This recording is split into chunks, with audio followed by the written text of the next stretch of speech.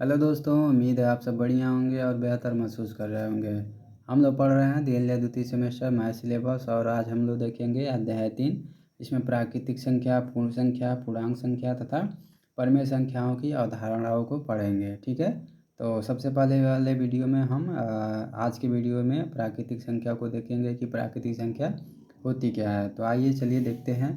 तो सबसे पहले प्राकृतिक संख्या को देखने से पहले हमको यह जानना है कि संख्या क्या होती है। ठीक है ना।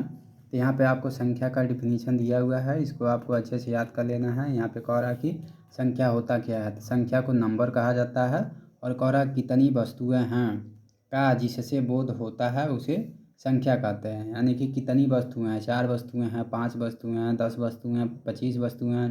ठीक है ना। का जिससे बोध होता है उसे संख्या कहते हैं। ठीक है ना। यानी कि जब कहीं भी कोई भी वस्तु दी हुई है तो उसको आप देख लेंगे वस्तुएं कितनी हैं। ठीक है, यानी कि कितनी वस्तुएं हैं और वे जितनी वस्तुएं होंगी उनका बोध होगा। 5 होंगी तो 5 से बोध होगा, 10 होंगी तो 10 से बोध होगा। तो उन्हीं 5 या 10 को क्या कहेंगे, संख्या कहेंगे। ठीक है।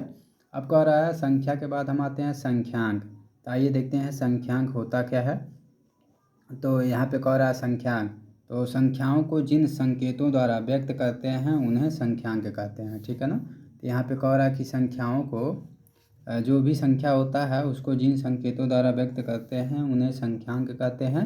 संख्यांक का अर्थ है संख्या को लिखने में प्रयुक्त अंक। ठीक है। तो इस तरह से यह संख्या का परिभाषा हो गया कि कितनी वस्तुएं हैं का जिससे बोध होता है उसे संख्या कहते हैं और संख्याओं को जिन संकेतों द्वारा व्यक्त करते हैं उसे संख्यांक कहते हैं। और संख्यांक का अर्थ है संख्या को लिखने में प्रयुक्त अंक।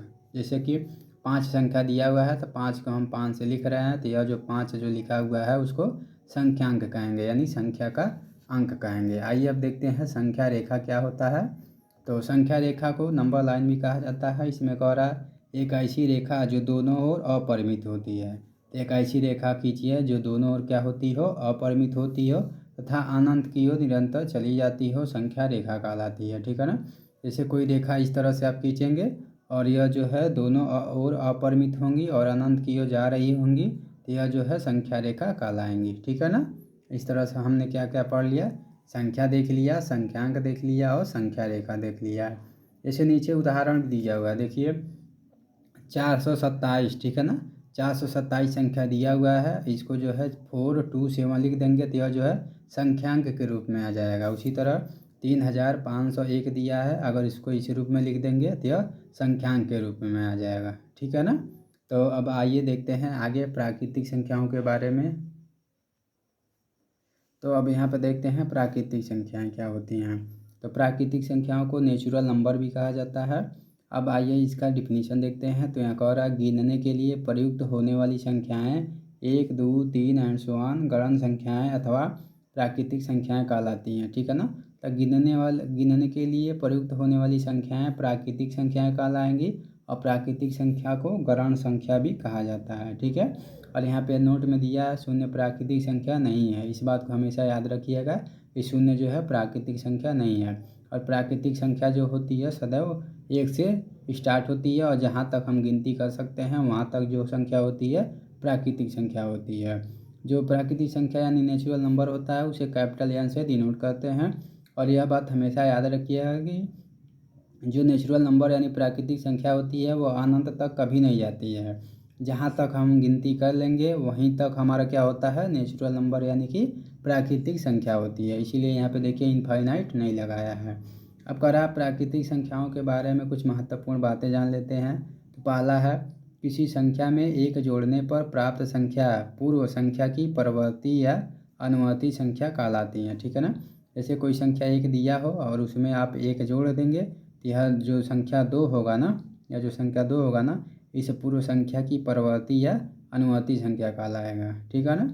उसी तरह का किसी संख्या में से 1 घटाने पर प्राप्त संख्या पूर्व संख्या की पूर्ववर्ती या संख्या कहलाती है। जैसे कि कोई संख्या 2 दिया हुआ है, 2 में आप कोई संख्या 1 घटा देंगे तो यह जो संख्या प्राप्त होगी यह जो है इस संख्या की पूर्ववर्ती संख्या कहलाएगी। ठीक है ना। इस बात को भी आप हमेशा याद रखिएगा। ठीक है। तो यहाँ पे पहला था यदि कोई संख्या 1 दिया हो और उसमें 1 जोड़ देते हैं तो जो प्राप्त संख्या होगी ना वह जो है पूर्व संख्या की परवर्ती या अनुवर्ती संख्या कहलाएगी। और यदि कोई संख्या में से एक घटा दे रहे हैं तो जो प्राप्त संख्या होगी वह पूर्व संख्या की पूर्ववर्ती संख्या कहलाएगी। ठीक है ना। इस बात को हमेशा याद रखिए, कन्फ्यूजन होता है परवर्ती संख्या क्या होता है और पूर्ववर्ती संख्या क्या होता है। तो जहाँ भी पूर्ववर्ती संख्या लिख देगा उसको जान जाइएगा कि पहले, और जहाँ भी परवर्ती का पर का मतलब आगे और परवर्ती का लिख देगा तो जान जाइएगा आगे की बात हो रही है। ठीक है। और अब तीसरा रूल दिया है कि 1 सबसे छोटी प्राकृतिक संख्या होती है। तो यह भी पूछता है कि सबसे छोटी प्राकृतिक संख्या कौन सी होती है। तो यहाँ पे आप बता दीजिएगा कि 1 जो होती है सबसे छोटी प्राकृतिक संख्या होती है। और चौथा कह रहा किसी भी प्राकृतिक संख्या में एक जोड़ने पर अगली प्राकृतिक संख्या प्राप्त होती है। तो आपको किसी भी संख्या की अगली प्राकृतिक संख्या प्राप्त करनी है तो उसमें आप क्या करेंगे, एक जोड़ देंगे तो उसकी अगली प्राकृतिक संख्या प्राप्त हो जाएगी। पाँचवा कह रहा है किसी भी प्राकृतिक संख्या के दाईं ओर उसकी उस संख्या को परवर्ती संख्या होती है तथा बाईं ओर उस संख्या की पूर्ववर्ती संख्या होती है। जैसे यहाँ पे आपने 4 लिख दिया, अब 4 की जो दाईं ओर कौन सी संख्या है, दाईं ओर 5 है और यहाँ पे 3 है। कह रहा किसी भी प्राकृतिक संख्या के दाईं ओर उसकी उस संख्या की परवर्ती संख्या होगी और बाईं ओर जो है उस संख्या की पूर्ववर्ती संख्या होगी। ठीक है ना। यहाँ पे कोई भी संख्या प्राकृतिक संख्या आप लिखेंगे तो उसका दाईं ओर परवर्ती संख्या होगी और जो बाईं ओर होगी वह पूर्ववर्ती संख्या होगी। ठीक है। अब आइए आगे देखते हैं। यहाँ पे अगला 6वां नंबर कह रहा है कोई भी प्राकृतिक संख्या सबसे बड़ी प्राकृतिक संख्या नहीं होती है। ठीक है। क्योंकि अगली संख्या उससे भी बड़ी होती है। तो इस बात को याद रखिएगा कि कोई भी सबसे बड़ी प्राकृतिक संख्या नहीं होती है, क्योंकि उसमें अगर एक जोड़ देंगे तो अगली बड़ी प्राकृतिक संख्या प्राप्त हो जाएगी। ठीक है। अब कह रहा है ली गई प्राकृतिक संख्या की अगली प्राकृतिक संख्या भी प्राकृतिक संख्या ही होती है। तो कोई भी अगर आप प्राकृतिक संख्या जैसे 4 लेते हैं तो इसकी अगली प्राकृतिक संख्या भी क्या होगी, वह भी प्राकृतिक संख्या ही होगी। ठीक है। अब 8वां नंबर कह रहा है एक की कोई पूर्ववर्ती संख्या नहीं होती है। तो इस बात को भी हमेशा याद रखिएगा कि एक जो होता है संख्या ना, इसकी कोई भी पूर्ववर्ती संख्या नहीं होती है। ठीक है। और 9वां कह रहा है एक के अतिरिक्त किसी भी प्राकृतिक संख्या से ठीक पहले की प्राकृतिक संख्या उसकी पूर्ववर्ती संख्या होती है। तो एक के अतिरिक्त किसी भी प्राकृतिक संख्या से ठीक पहले की जो प्राकृतिक संख्या होगी उसकी क्या होगी, पूर्ववर्ती संख्या होगी। जैसे हमने ऊपर बताया था कि जैसे कि यहाँ पर 3 दिया है और 4 दिया है, तो इस प्राकृतिक संख्या के पूर्व की जो संख्या होगी वह जो है उसकी पूर्ववर्ती संख्या कहलाएगी। ठीक है। अब 10वां कह रहा है कि प्राकृतिक संख्या के ठीक बाद की प्राकृतिक संख्या उसकी अनुवर्ती संख्या कहलाएगी या परवर्ती संख्या कहलाएगी। ये जो है ये दोनों तो ऊपर आपको बता चुके हैं। और आइए देखते हैं 11 नंबर क्या कह रहा है। कह रहा है कि यहाँ पे संख्या रेखा पर प्रत्येक प्राकृतिक संख्या अपनी बाईं ओर की प्रत्येक प्राकृतिक संख्या से बड़ी होती है। ठीक है ना। तो संख्या रेखा पर जैसे कि यह संख्या रेखा पे यहाँ पे 1 लिख दिया, यहाँ पे 2 लिख दिया, यहाँ पे 3 लिख दिया, यहाँ पे 4 लिख दिया, यहाँ पे 5 लिख दिया। वही कह रहा संख्या रेखा पर प्रत्येक प्राकृतिक संख्या जो होती है अपनी बाईं ओर की प्रत्येक प्राकृतिक संख्या से बड़ी होती है। जैसे कि यह जो है संख्या 2 है, यह जो है संख्या 1 है, तो यह संख्या 2 जो है अपने बाईं ओर की संख्या 1 से क्या होगी, सदैव बड़ी होगी। उसी तरह 3 जो है अपनी बाईं ओर की संख्या 2 से क्या होगी, बड़ी होगी। ठीक है ना। वही बात इसमें बताया गया है। अब कह रहा है कुछ स्मरणीय तथ्य भी दिया है, तो आइए देख लेते हैं। स्मरणीय तथ्य में कह रहा है कि शून्य प्राकृतिक संख्या नहीं होती है, इस बात को याद रखिएगा। और दूसरा सबसे छोटी प्राकृतिक संख्या 1 होती है, इसको भी याद रखिएगा। और तीसरा है प्राकृतिक संख्याओं में कोई सबसे बड़ी संख्या नहीं होती है। कोई पूछ दिया आपसे सबसे बड़ी प्राकृतिक संख्या बताइए तो बोल दीजिए कोई सबसे बड़ी प्राकृतिक संख्या होती ही नहीं है। ठीक है।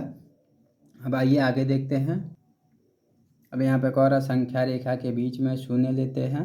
शून्य के दाईं ओर धनात्मक संख्याएं 1, 2, 3 तथा बाईं ओर ऋणात्मक संख्याएं -1, -2, -3 आदि संख्याएं होती हैं। जैसे कि यहाँ पे 0 आपने ले लिया तो संख्या शून्य के जो है दाईं ओर +1, +2, +3 एंड सो ऑन लिखेंगे और बाईं ओर जो है -1, -2 और -3 लिखते जाते हैं। ठीक है ना। तो इस तरह का संख्या रेखा के बीच में शून्य होता है और शून्य के दाईं ओर +1, +2, +3 होता है और शून्य इसके बाईं ओर जो होता है -1 और -2 और -3 होता है। ठीक है ना। ये बात को भी आप हमेशा याद रखिएगा। 5वां कह रहा संख्या रेखा की अनंतता प्रदर्शित करने के लिए रेखा के दोनों ओर तीर लगा दिया जाता है। जैसे संख्या रेखा है, इसकी अनंतता प्रदर्शित करना है तो इसके दोनों ओर क्या करेंगे, तीर लगा देंगे, ठीक है ना, जिससे यह प्रदर्शित होगा कि यह संख्या रेखा अनंत की ओर बढ़ रही है। और छठवां, दी हुई प्राकृतिक संख्या में अधिक अंकों वाली संख्या बड़ी होती है, ठीक है। जब कभी भी आपको दो या दो से अधिक प्राकृतिक संख्या दी हुई होंगी तो उनमें अधिक अंकों वाली संख्या जो होगी सबसे बड़ी संख्या होगी, ठीक है। जैसे यहाँ पे 2 3 है, 2 अंकों की संख्या है, 3 4 5 जो है 3 अंकों की संख्या है, तो यहाँ पे देखिए अधिक अंकों वाली संख्या जो है इससे क्या है, बड़ी है, ठीक है ना। इस बात को भी आप हमेशा याद रखिएगा। कुछ उदाहरण भी दिया है प्राकृतिक संख्याओं की, तो आइए देखते हैं। कौरा 13 की पूर्ववर्ती संख्या बताइए, तो 13 की पूर्ववर्ती संख्या पूछेगा तो क्या करेंगे, 13 में से 1 माइनस कर देंगे, 12 आ जाएगा। अब दूसरा उदाहरण है 14 की अनुवर्ती पूर्ण संख्या क्या है, तो 14 की अनुवर्ती पूर्ण संख्या बताने के लिए, तो अनु का मतलब आगे, तो अनुवर्ती संख्या बताने के लिए +1 क्या करेंगे, जोड़ देंगे, तो 15 हो जाएगा, ठीक है। और एक उदाहरण नीचे भी दिया है, देखिए। कौरा की नीचे की संख्या रेखा देखकर बताइए कि बिंदु ए बी सी तथा डी द्वारा कौन कौन सी संख्याएं निरूपित की गई हैं, ठीक है ना। तो यहाँ पर ए है, बी है, सी है और डी है। तो यहाँ पे ए जो है, यहाँ पे देखिए 0 है, 0 से अगर हम दाएं हो जाएंगे तो धनात्मक संख्याएं होंगी, तो 0 से 1 है, 2 है, अगर ए पे है तो ए पे क्या हो जाएगा, 3 आ जाएगा। 4 है, बी पे क्या हो जाएगा, 5 हो जाएगा, सी पे क्या हो जाएगा, 6 हो जाएगा, 7 हो जाएगा, डी पे 8 हो जाएगा। तो संख्या रेखा ए पे संख्या रेखा 3 प्रदर्शित हो रही है, संख्या रेखा बी पे संख्या रेखा 5 प्रदर्शित हो रही है, और संख्या रेखा सी पे संख्या रेखा 6 प्रदर्शित हो रही है, और संख्या रेखा डी पे संख्या रेखा 8 प्रदर्शित हो रही है। इस प्रकार हम संख्या रेखा पे अंकों को क्या करेंगे, प्रदर्शित कर देंगे। तो उम्मीद है कि आपको संख्यांक और संख्या रेखा तथा प्राकृतिक संख्या अच्छे से समझ आई होगी। अगर आप इसका नोट्स बनाते हैं और रिवीजन करते हैं तो आपको और बेहतर तरीके से समझ आएगा। तो उम्मीद करते हैं, और आगे वाली वीडियो में आपको पूर्ण संख्याएं यानी कि होल नंबर के बारे में बताएंगे, जैसा कि यह नीचे दिया हुआ है। तो आगे की वीडियो के लिए अपडेट रहने के लिए चैनल को सब्सक्राइब कर देंगे, लाइक कर देंगे और ज़्यादा से ज़्यादा शेयर कर देंगे, ताकि हम आप लोगों के लिए ऐसे ही अच्छे अच्छे वीडियो बनाते रहें। धन्यवाद।